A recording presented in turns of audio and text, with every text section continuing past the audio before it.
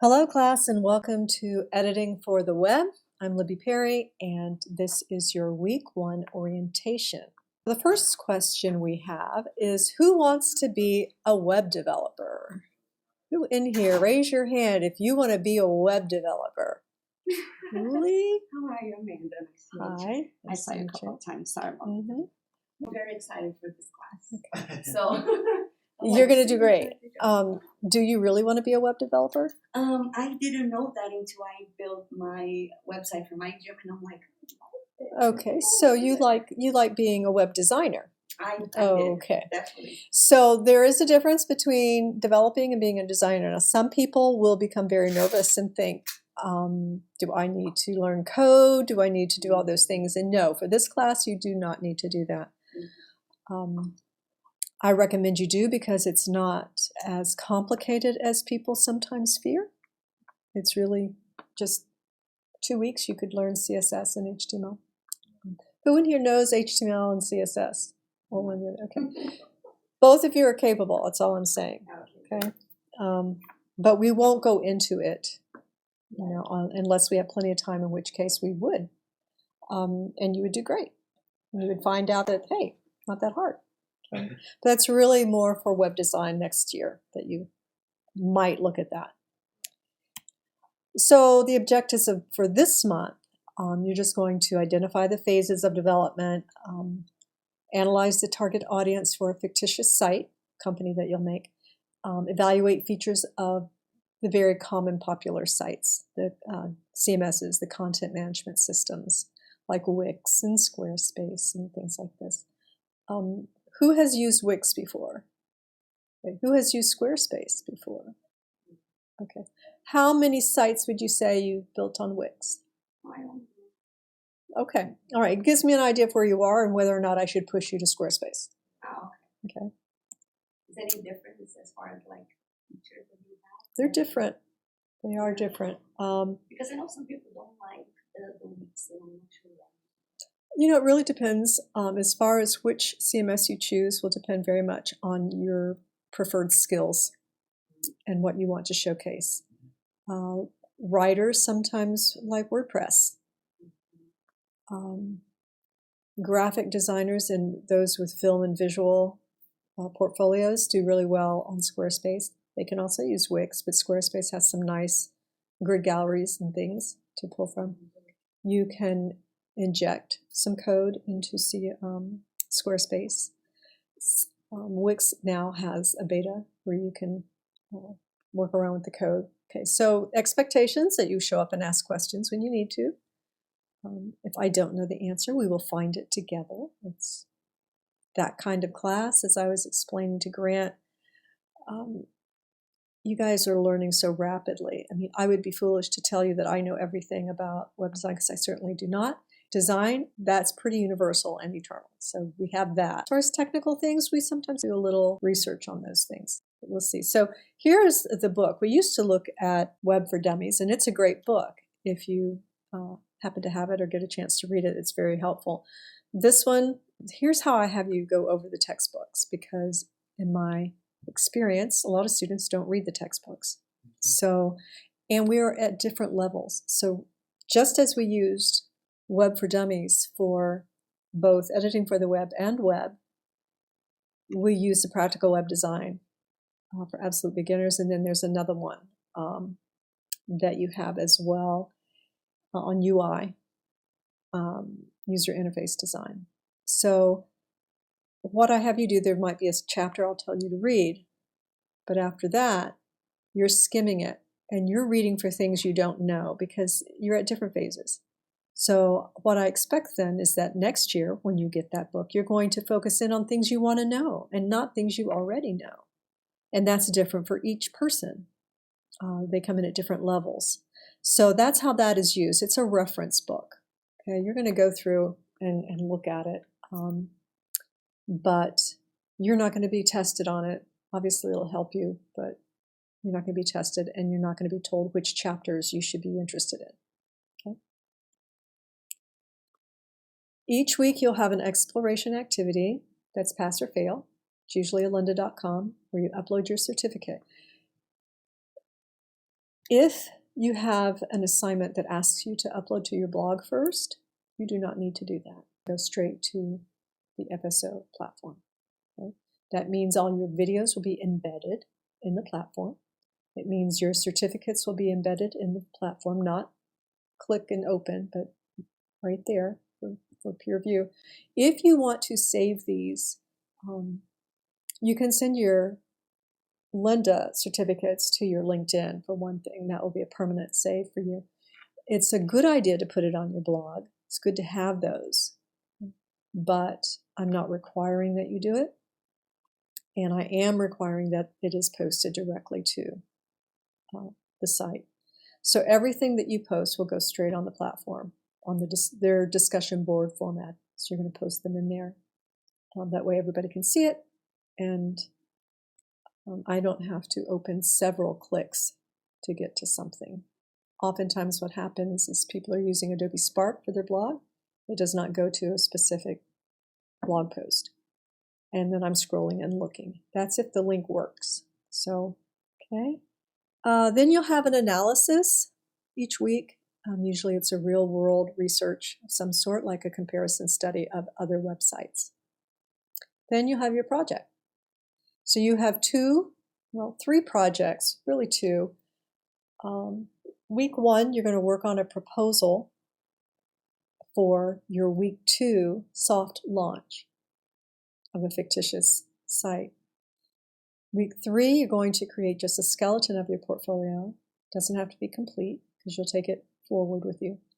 In week 4, you will implement the revisions for your soft launch and complete that out. So it will be a finished site, your fictitious site. We'll have some integrated learning activities that are for attendance in class, usually. The late policy, 48 hours. You get half credit up to 48 hours. What that means is your grade starts at 50% at that point. So really, I deduct 10 points for every day until you hit 48 hours. And then you get a 50 and points deducted off of that. That would be the 100, would be the 50. Okay, so at the same time, always submit for partial credit because it's vital to passing. And lectures, you're just responsible for getting the material if it's recorded, getting the archive. Yes, you can have your phones out. Please keep them on silent. And yes, you may have food. Just make sure you clean up after yourself. All right. Any questions about household details? Classroom. All right. Then, as promised, we will go into the 10 Commandments of web design. These are things that you will probably break the first week, the second week. Week 4, you'll start losing points for these things. So make sure that you begin to implement them. Meaningful hyperlinks. Okay. When you send a link, title it in a short, meaningful way that lets us know where we're going. As you can see, the first one, that's good, project. Second one, click here for more. And then the third one, week 1 project. And then gobbledygook. Make sure you look at the names of your links. And you know how to do that. You go up here into insert link, gives you the option of the title and your URL, and then you make sure you open it to set in a new tab. What happens is if I'm grading multiple websites and go deep into your site, 5, 6, 7 pages, and it was not open in a new link, now I do right click and open it in a tab, but I shouldn't have to. If I don't, and I forget to right click or something, and I just follow your link, now I'm 5 pages down and I've got to get back to FSO and I've got to back click like 5, 6, 7 times. So that's a lot of click. If I don't click that little box right there, it will replace where I am and take me to the new site or the new link. So you want us to press that? I want you to make sure that is always clicked. Thank you. Headings and lists. So we avoid dense block. Okay, something that's easy to read. That's how we write for the web. Okay, headings, bulleted lists. Not like this. We don't do that to you. Okay, So we don't want anyone to do that to their website users either, their site visitors. Instead, we use headings and bullets. Usually we avoid center aligned text. It's not as easy to read because it has a jagged left. It's not aligned left. So when the I is doing a return, it's not going back to the same place. It's going up a little different and just makes it a little less readable and a little more work for the viewer. Okay, so we typically left align, and this is really a graphic design layout concept. Like that. You see the difference? And try not to have one word by itself, a little orphan like that, okay? Or a sentence by itself in a paragraph. You know, it's supposed to be a paragraph, but it's one line. We try not to do that, especially if it's at the bottom of a page, okay? Well, okay, sometimes you can center align. You can center align these headings. Okay? That's okay. We don't copy and paste content. It will bring in formatting from the previous that, like if we're taking a paragraph of text, it's going to bring in that format which won't match where we're going. Okay, so it might start out looking like this, but when we bring it in, it looks like this if we don't strip it of the formatting. So you can use a text editor for that. Anyway, you do have a text editor. You can do it in Word. There it is. This text edit.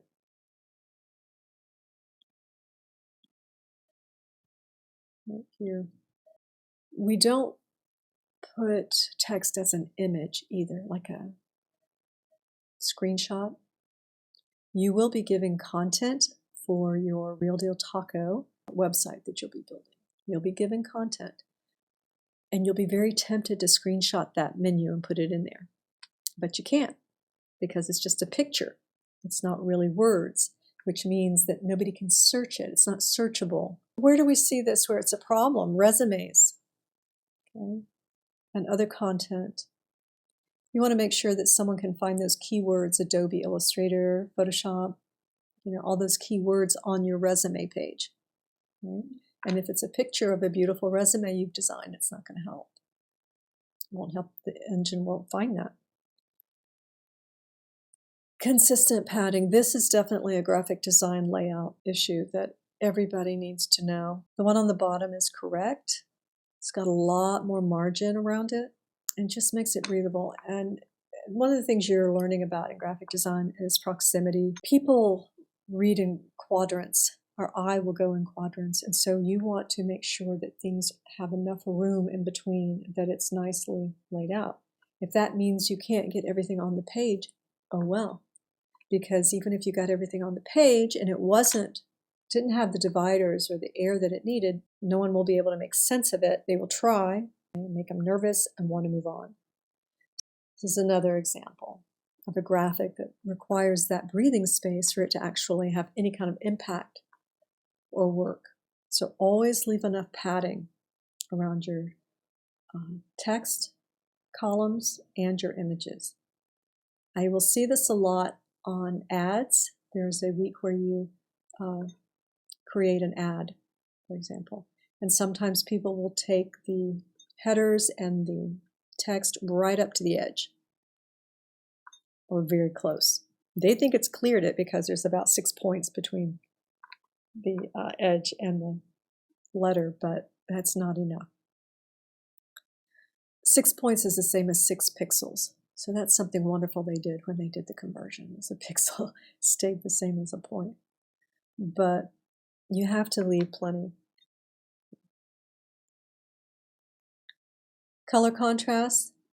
Even those who don't have low vision appreciate high contrast. It's just easier to read, right? Easier to make sense of. So it maximizes the readability. I see this a lot when we have a video that somebody just can't part with, and then they put their headers on it or another image on it, and it gets very busy, and we can't read what we're there to read. So aesthetics has to go when it comes down to readability or aesthetics.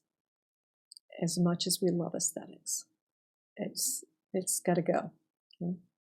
Use all those wonderful things someplace else. So can you read this? This is what happens when we forget to make a plan and we change our pages from one to the next, our background, for example. Okay. It changes how the font now reads. And do we really want to change the font color every time? No. So we need to think about that. Contrast. Image titles. This helps for search engine optimization because it will, one of the things that a search engine will search are the images. But if the image does not have a title or an alternative tag, it will not pick it up. And that's not fair to our low vision readers when we're giving that asset to others in order to support what they're reading so they can understand. Our low vision readers aren't getting that. And all we have to do, it's a very short title that you give. And in Wix, it's just a right click. And so this is a little more. We don't have to say close up. We could just say tortilla chips, and that would be fine. Okay? So you will have image files. You'll want to name them. And also, when the mouse scrolls over it, you'll be able to see those names, and that's why we don't want a long number. Okay? But when you go in, dig deep into the Google Drive that you receive, because there's a second folder with newer images. Okay? So this, when I'm building my website, and I want people to find the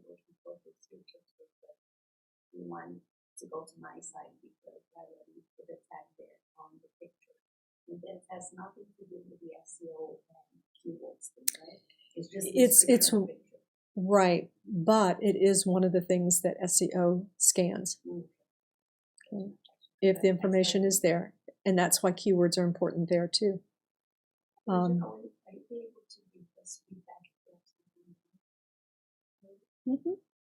Yeah. Accessibility and SEO, that's why, right?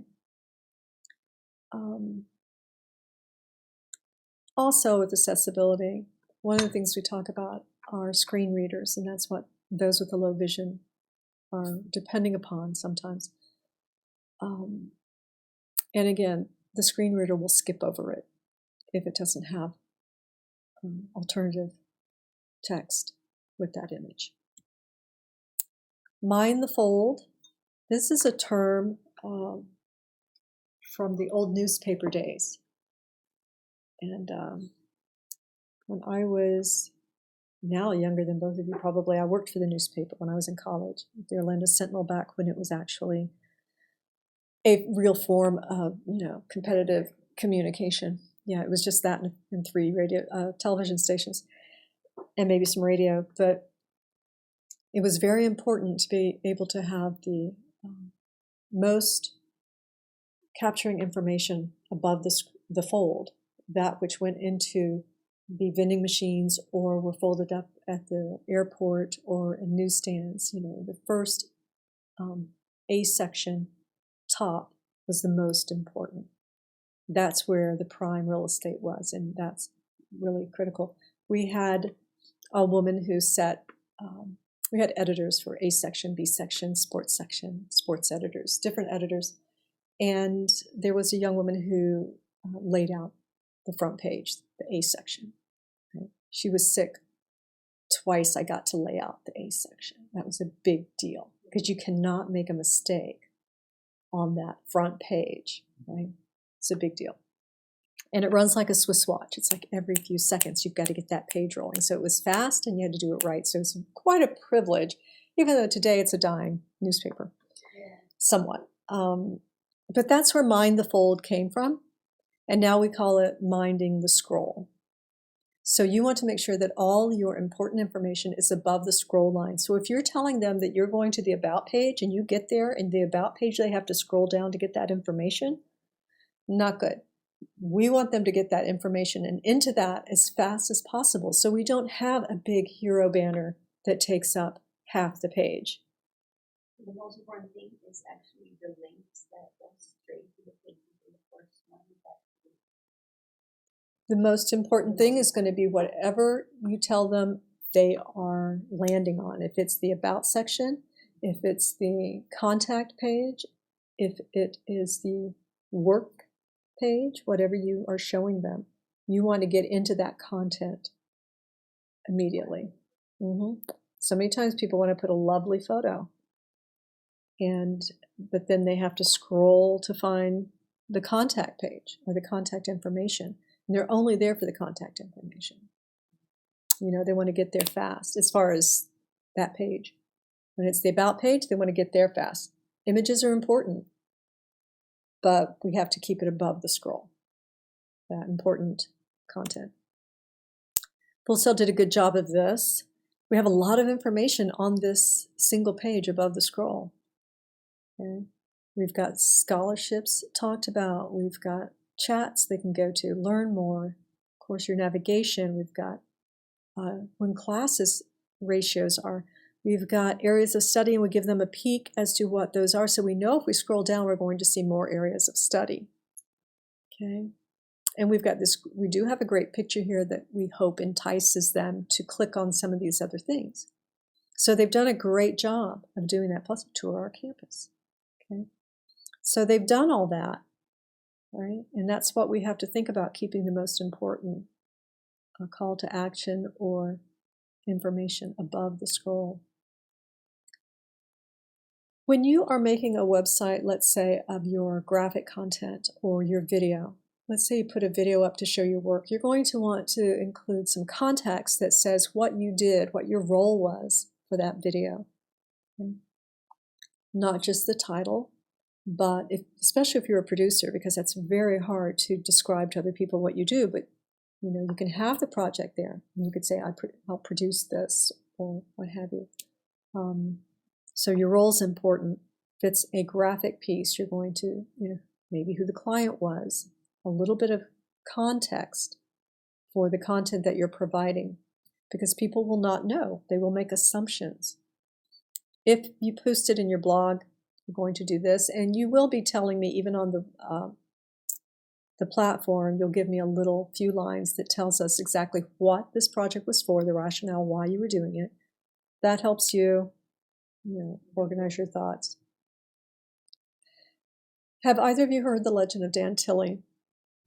Okay, well, it's very short. What the whole point of the story is, Dan Tilley forgot that context mattered. So he had this wonderful video that he was playing the mandolin. It's a beautiful video. And when it was over, the takeaway would be, man, Dan can really play the mandolin. But that's not what he was trying to promote. What he was trying to promote were his editing skills. Okay? But nobody knew that, because he didn't say, I shot and edited this piece for, that's context. We can't make assumptions that people know what we do. And by that same token, we can tell people what we do. You have a dream, you have something you want to do, tell people that's what you want to do, and they'll say, okay. They're fine with that. They're not going to make you prove it, unless, of course, they hire you. Then they'll make you prove it. Any questions? Okay. All right. I think we'll go straight into the week 1 overview. Where do websites come from? Just something to think about. They come from a need, right? They come from a need from a business to somehow reach their users. Right? So it's a combination of the communication between user and business, going both ways. So we have to identify, as a web designer, what is the user's need?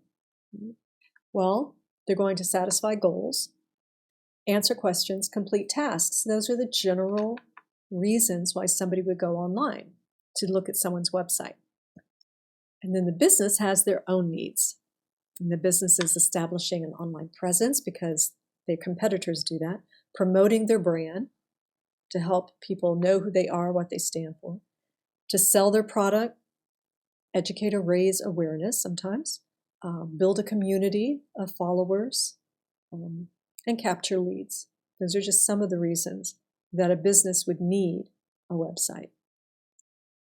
So somewhere in between is the user and the business needs being fulfilled. Okay. So it's a multidisciplinary skill, and those on campus are taking graphic design at the same time, which is a very good lineup for you, okay? Because it does involve graphic design. It involves information architecture, which is a fancy way of explaining your navigation, your page layout, hierarchy, user experience, UX design. Essentially what the user experience is, and people hear it all the time, but if they were asked to define it, it could get a little gray. So really, it's everything. It's everything. If you look at Full Sail's user experience, it's the couches we're sitting on. It's the way the hallway is designed. It's the parking lot. It's when you call and you get, the operator. It's FSO. All those things are the user's experience. It's not the same as the user interface. The user interface might be, FSO has an interface, but an interface can be your washing machine. It can be how you interact with a machine, essentially. So UI, user interface, a web page site, is a user interface, but it's part of the experience. So the interface is just one part of the whole experience. And the whole experience is Gary Jones. The whole experience is how people treat you.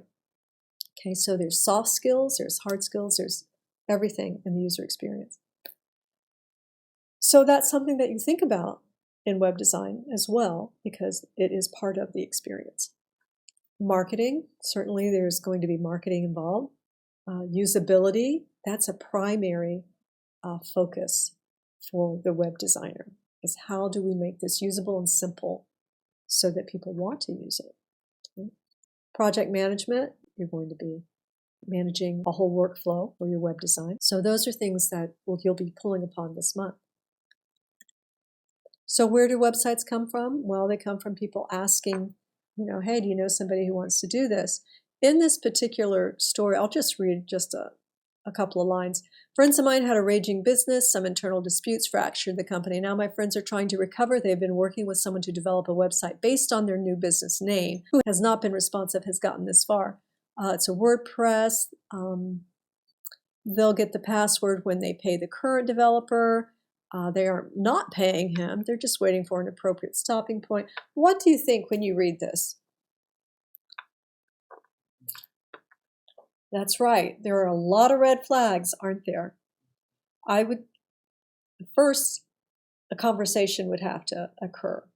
Probably I would contact the in-between person and clear some of this out. A fractured company, that's a huge red flag to me. Changing midstream in a project, huge red flag for me. Why aren't they paying? Can they afford to pay? Trying to recover. They're saying my friends are trying to recover this fractured company. Do they even have the money to pay? People are funny. You can get involved in some really ugly things that take a lot of your time.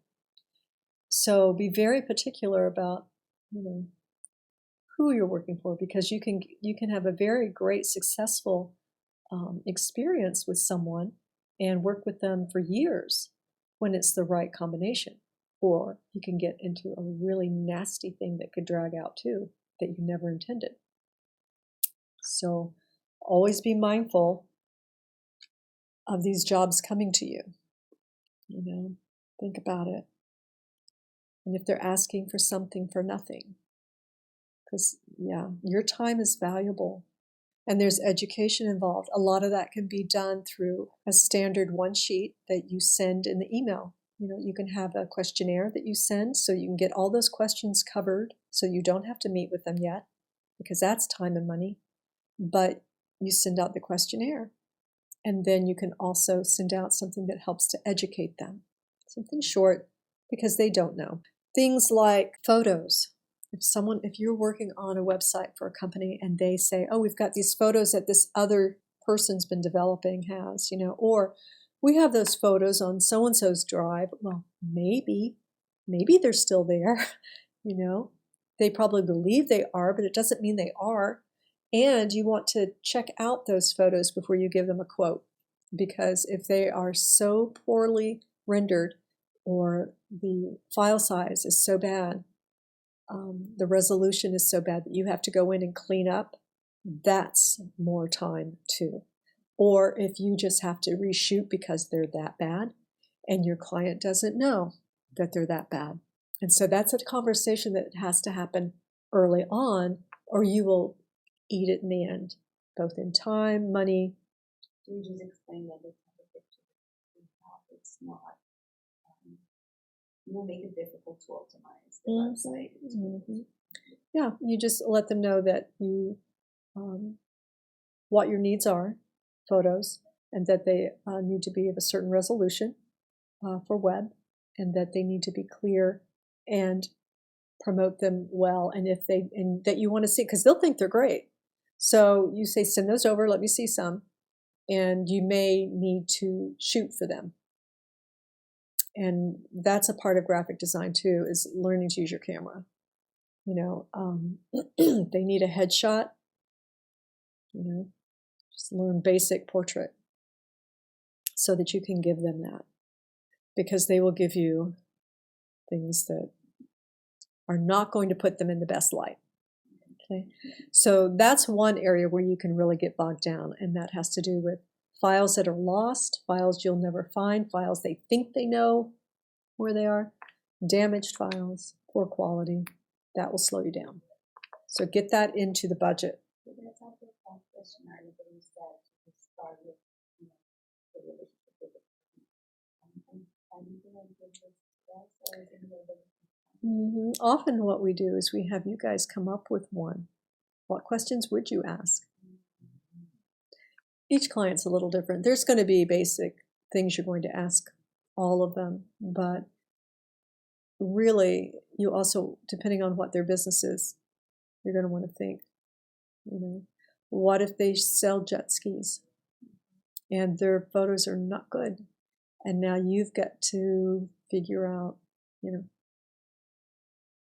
there's another, you got to get another logistic. Maybe you have to get a lake now, a location, who knows? So every job is slightly different when you're freelancing, for sure. But you will learn the basic questions, and probably will spend some time doing that. I think you guys know what a target audience is pretty well, but I think this questionnaire might be a good use of your time. So this is the phase that you'll go through. The end of week 1 this week, you'll have your proposal. You'll do your research on other truck sites, and then you'll have your food truck sites, and then you'll do your proposal, then you'll design it. And you have all the images for those things, all the content that you need. Okay. So that's what you'll do this week. You'll look at Foundations of UX Content Strategy through Lynda, upload your certificate, your competitor research, which is the short video, and then your proposal presentation. Any questions?